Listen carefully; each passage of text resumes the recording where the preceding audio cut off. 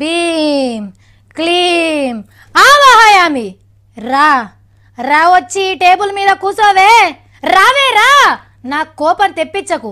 ఆఖరి మంత్రం జపించేదాకా చూడకు. రావే రా అన్న. ఏందన్న ఇది?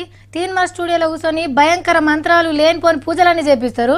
నేను ఇంతకంటే ఏం చెప్ప, డైరెక్ట్ వార్తేసేయండి. 22వ తారీఖు ఐతారం పొద్దువడంగా రాత్రి 12 గంటలకు నిండు పున్నమి నాడు శ్రీశైలం అమ్మవారి గుడిలో పూజలు చేసే రాధాకృష్ణ అయ్యవారి ఇంటి ముంగట మంటలు కనబడితే ఏమైందో అని దగ్గరకు పోయినరు సెక్యూరిటీ వాళ్ళు. అప్పటికే కార్యం ఒడిచింది. గీ రాత్రి పూట ఏం చేసిరు స్వామి అని అడిగితే, హోమం చేసిన పౌర్ణమి కదా, చిండి హోమం చేసింది. 10 గంటలకు ఇప్పుడు అమ్మ అయింది స్వామి, అయిపోయింది హోమం. గుడిలా హోమాలు యాగాలు చేసేటోళ్ళు ఎవ్వరికి చెప్పకుండా ఇంటికాడ, అది కూడా రాత్రి పూట పున్నమి నాడే ఎందుకు చేసిండు అని పెద్ద ఆఫీసర్లకు డౌట్ వచ్చింది.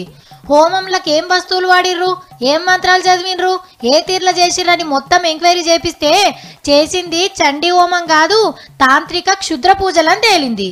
ఈగేముంది, అమ్మవారికి నిత్య పూజలు చేసుకునే భాగ్యం పోగొట్టుకుండా అయ్యవారు.